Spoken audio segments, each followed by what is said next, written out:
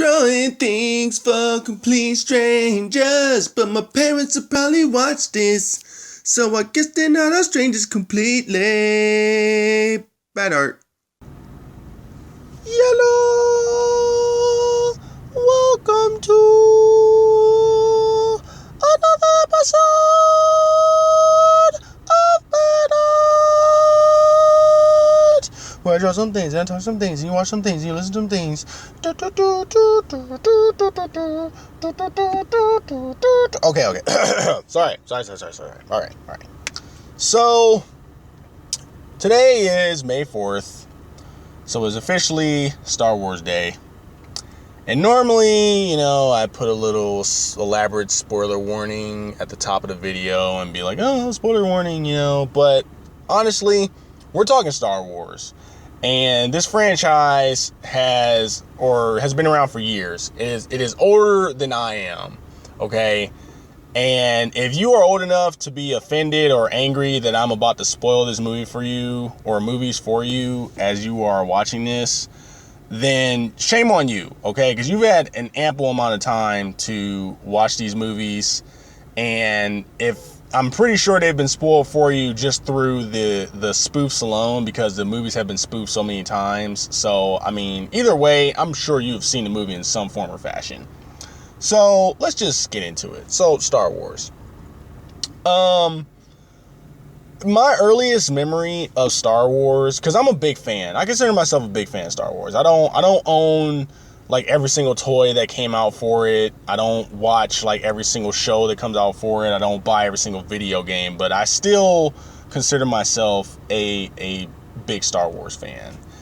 And my earliest memories of Star Wars, like getting into it, are watching A New Hope with my mom. So I'm pretty sure she's the person who got me into it, because I remember like when we were watching A New Hope and, she was, as soon as Ben Kenobi popped on the scene, she just kept talking about how great he was and how great of a character he is and how strong of a Jedi he is. And it was like, this is back when I was a little kid. So at that time, episodes 1, 2, and 3 didn't exist. So you would have thought that she actually saw the movies, because she was just like so confident and so like bright-eyed about Ben Kenobi. She's like, oh, Ben Kenobi, he's just so great, he's so strong, he's powerful, he's a great Jedi. I love Ben Kenobi, She always used to be like that. And I remember like watching when they're on the Death Star and he's fighting Vader, and you saw the scenes with him in the bar and stuff and how he handled himself, and I was like, oh, yeah, Ben's pretty beast, he's a pretty good character, right? And then you started going even more into it when he was fighting Vader, and then, he looks over at Luke and he just like sacrifices himself. And it was so weird because I remember looking at my mom and like, what happened? And she was like, oh, he sacrificed himself because, he was pretty much passing the mantle over to Luke and giving him time to escape.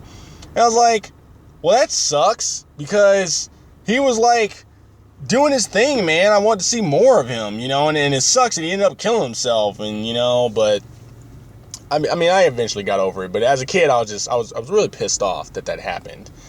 And so I remember that.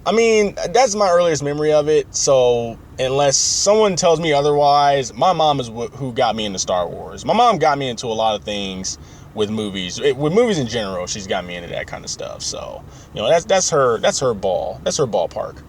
I could have easily have like forgotten stumbling into a room and watching my brothers watching. I probably just got enamored by it. But I don't know. I remember watching Empire Strikes Back with my sister, because when you ask any Star Wars fan, they usually tell you that Empire Strikes Back is their favorite movie or just the best movie of the three. And, I personally don't agree with that. My favorite is Jedi, and we'll get into that in a little bit. But I remember watching Empire with my sister, and, because she just used to watch that over and over again. So I'll watch that with her.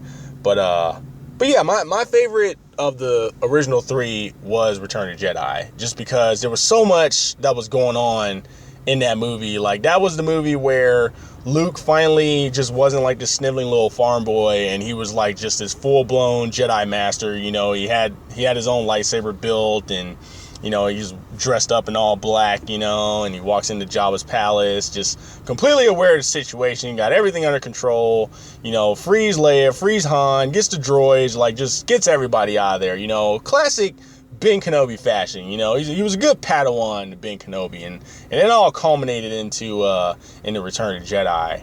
And then the Ewoks, I love the Ewoks. I mean, I hear mixed reviews on the Ewoks. There's like some people who don't like them. There's people who do like them. I'm one of the people who really likes the Ewoks. I thought they were pretty beast. To this day, I will not admit that one of them fell in battle. I remember like watching that as a kid, and when the one, like, that explosion went off by him, or he got shot or whatever, and his buddies all like trying to wake him up and stuff. He's like, hey, and I was like, nope, he's not dead. Like, to this day, that Ewok is not dead. He's just in a coma, you know. And when The Force Awakens comes out, I'm expecting him to be like, hey, remember me when I got shot? Well, I'm good now. I was in a coma and now I'm back, you know. So yeah, I refuse to say that guy died. All right, just Ewoks do not die. They're like Spartans in Halo. They never die.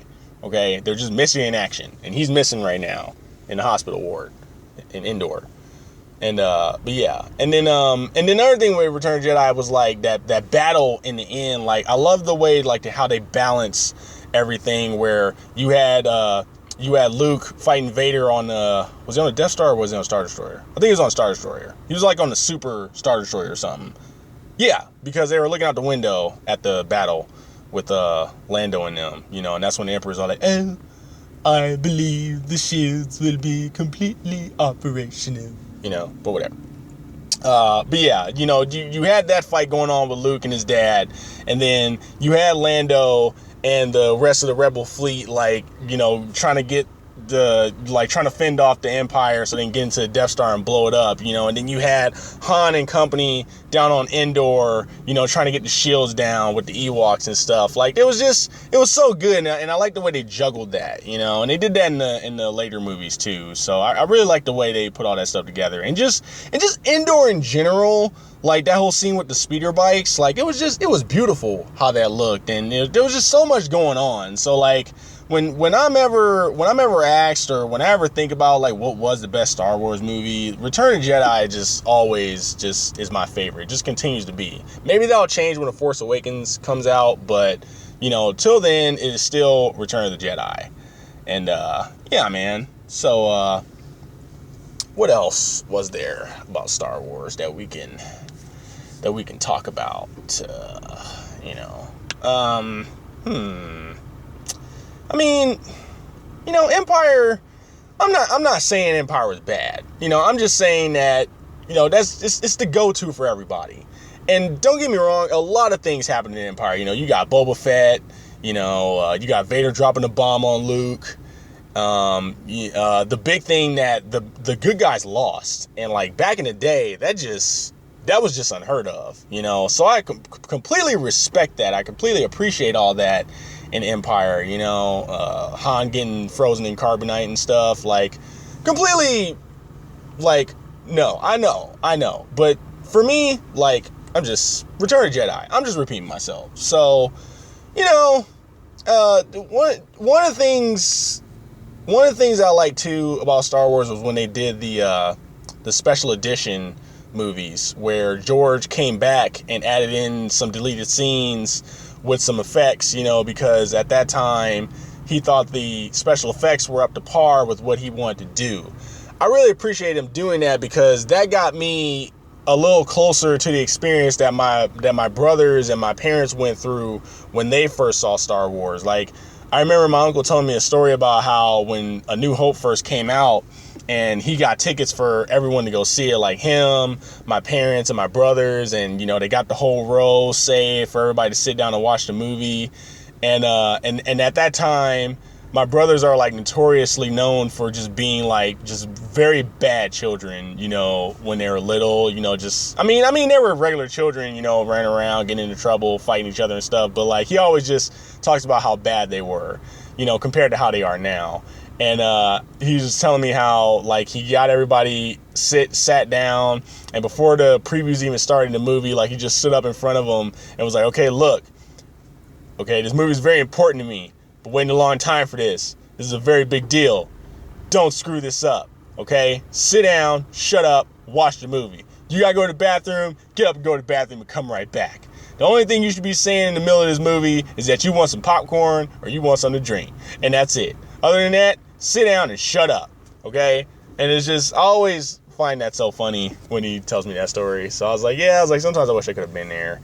And I got to experience that a little bit, or not that exact moment with him, but just like going to the movies with my family to go see the special edition movies. It was a really good thing. And yeah, the effects do not hold up till this day, and it does perplex me to why George Lucas or why like Lucasfilms just never came out with alternate versions to watching the movies. Like, VHS is one thing, but like now that they're on DVD and Blu-ray, especially when it came out on Blu-ray, I was like, how the hell did you not add the feature to watch the movie in its original form or in the special edition form? Like, even Japanese anime shows and movies are smart enough to do that. Like, there, here it is in Japanese, here it is in the English dub, you know? So I don't get why they can't do that. And I'm hoping that Disney is working on that right now, that special edition Blu-ray or whatever kind of media they want to do, where they're just like, for the first time ever, you can finally watch the Star Wars movies the way they were originally intended, or the way you originally intended, you know? But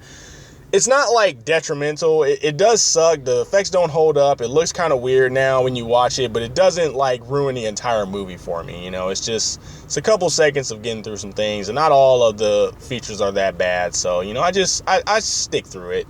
You know, I man up and I just go through the movies. So yeah. So let's get to the new Chewcasso here, because this is gonna segue very nicely into the prequels that everyone just has so much disdain for. And I do not understand that either, because I remember when I was a little kid watching these movies and I first started paying attention to where it was like episode 4, 5, and 6, and I was like, well, where's 1, 2, and 3? And everybody was like, there is no 1, 2, and 3. And I was like, well, is he ever going to do it? And they're like, they don't know. And, you know, I go online and I'm reading magazines and stuff. And eventually, like, George Lucas is like, hey, I am currently working on episodes 1, 2, and 3 for Star Wars. I believe that the special effects are up to par at where I need them to be. And I'm getting ready to utilize that into the new movies that I'm working on. And I hope you all like it, right? So, like, I get excited, everybody else gets excited, and we're all waiting. I still remember sitting in the movies till this day. I don't remember what movie I was watching, but I remember when the preview popped up. And this is back in the day when previews took you by surprise, and the internet wasn't the way it is today, where they'll show you everything there is to know about the movie, including the trailers, before they even show the trailer in theaters, you know, and ruin the whole surprise. And I remember like the little voiceovers and, you know, Qui-Gon and Obi-Wan getting up and throwing on their lightsabers, you know, and Obi-Wan's all young and stuff. And everybody just got all hyped for it. And I was like, yeah, baby, episode 1. I'm finally going to get to have my time to where I can tell my kids or my nieces and nephew about how it was when I went to go see the movies in theaters, the new trilogy, right? And, the movie comes out, you know, all 3 of them come out, and I liked them. I liked them a lot. And to this day, I still like them. I mean, once again, the effects don't hold up, but I still enjoy the movies, you know? And everybody, like, is just like, oh my God, the prequels suck. I wish they would just erase them from existence. Please, Disney, reshoot the prequels. Oh, my, George Lucas raped my childhood. It's like, you know what? This is exactly why I live by the words. As a creator myself, I live by the phrase of, it's never enough, it never stops, and it's never enough. Like, those are the words that I live by, you know, till this day, as a creator. And it's just, I feel so sorry for George Lucas, because I'm pretty sure that man had probably just heard from dozens of people, well, where's episodes 1, 2, and 3? When are you going to give us episodes 1, 2, and 3? I mean, technology today, the way it is, have you seen Armageddon? Have you seen these movies? Like, oh my God, like, where are these movies at, right? And it's like, And I guess he finally buckled down. Was like, you know what? You're right.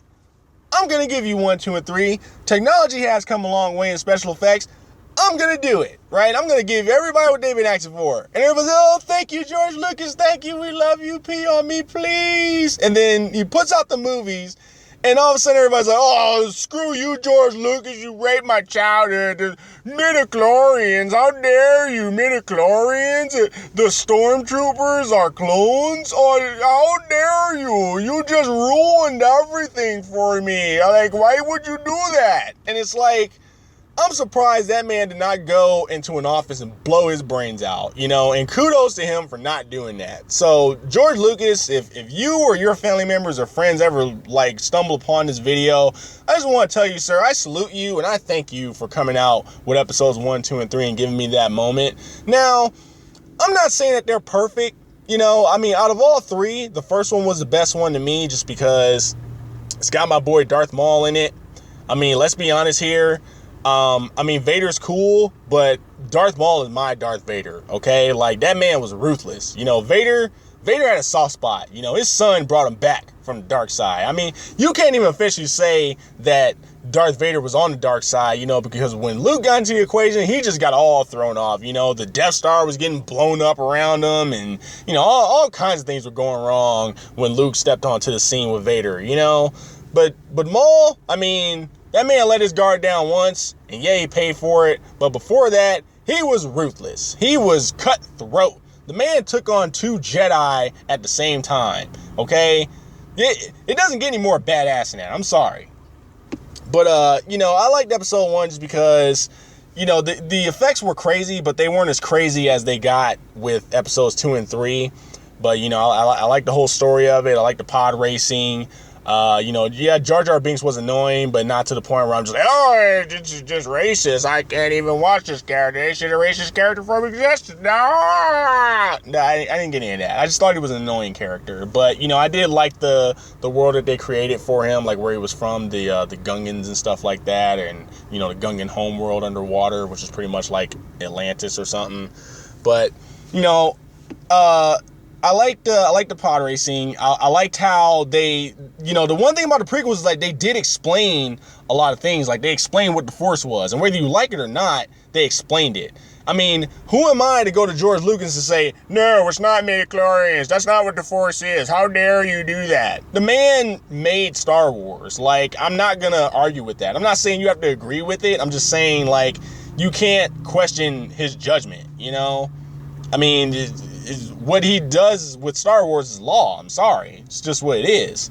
But, you know, he explained that. He explained the whole stormtrooper thing with the clones, because I remember asking my brother Courtney, like, I was like, dude, you know, we asked each other, actually. We were just like, dude, like, where did they get all these people? Like, I mean, I know the galaxy's a big place, but this is a lot of people. Like, where did they come from? Like, how do you sign up for the Empire? You just, like, wake up one day and you're like, yes, I would like to serve the Empire, please. And, you know, it's all, fill out this paperwork and, you know, pick up your uniforms down the hall. You know, like, I don't know what they did, but apparently, like, they're clones. And, I guess, like, it was a bad batch or something later on, because we were also trying to figure out why they were such bad shots. And, but, you know, for the most part, it explained the stormtroopers, and I appreciate that. Episode 2 was cool. You know, yeah, because like I said, they explained stormtroopers and stuff like that. I liked how they kind of split it up to where, you know, Obi-Wan was doing like his whole little investigation and stuff, and then like Anakin was off with Padme, like getting this whole romance thing on, talking about how he hates sand and how it gets everywhere and all kind of crap like that. You know, I like the whole Jedi being in the arena, because it was like, that was a sight to behold, and friggin' Anakin was using the 2 lightsabers and stuff to fight Count Dooku. Even though, like, Count Dooku wasn't, like, a good replacement to Darth Maul, I still think Darth Maul would have, like, murdered Count Dooku, but he was still a decent villain. And then, you know, we got to see Yoda do his thing, you know, and people hate on that, too. Like, oh, my God, why would Yoda do that? Oh, why would you do that to Yoda? Yoda's supposed to be this all-powerful Jedi. Why does he have to reduce himself to a lightsaber fight? It's like, there's just no pleasing you people. I don't understand. I can't understand, like, why there's so much hate for this, okay? I enjoyed this stuff. I enjoyed it back then. I enjoy it now. All right. It was cool to see young spry Yoda get into a lightsaber battle with Count Dooku. You know, I thought it was funny as all hell. You know, and everybody else did too, because the whole crowd was going crazy when he started fighting, right? And you know, because it lets you know, like, that Yoda was a badass too. Like, when you see him on the Dagobah system, he's just some old found something you have. You know, he's too old to begin the training. You know, it's just this old dude walking around in the jungle, you know, in the swamp. You know, and yeah, he brought the X-Wing out of the swamp and everything, you know, but still, it's like, yeah, that shows his power. But in episode 2, it's like, you see, like, yeah, dude, like, Yoda was bad, boy. Like, that boy, you couldn't mess with Yoda. You know what I'm saying? You had to be out of your mind to try and fight that man. So I loved it. I liked episode 3. The one thing that I didn't like about it was Anakin's transformation into Darth Vader. That I did not really agree with, just because of how fast it went. Like, they did like this slow progression across the movies where it's like, okay, you know, episode 1 we show him as a boy, episode 2 we show him as a young adult, and episode 3 he's a Jedi Knight.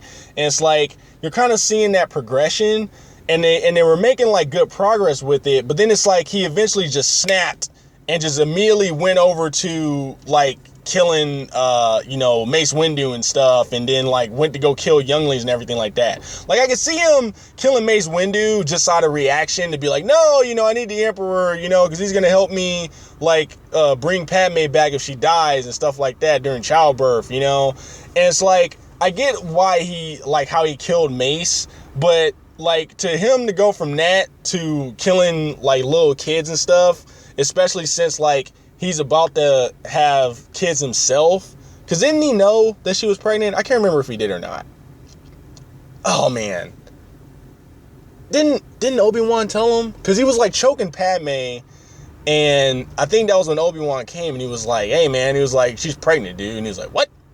But, man, I don't know. I can't remember. I have to rewatch it again. It's been a while since I watched them. But yeah, dude, like, I just thought that the whole transformation, like, to him to jump from like being on the ropes to just fully like going over, because you could see that he was still conflicted even after he killed the kids. Like, he was just like, oh man, he's like, there's no coming back from this, man. I just, you know, I'm just killing Jedi left and right, you know what I mean? But, you know, the final battle was good.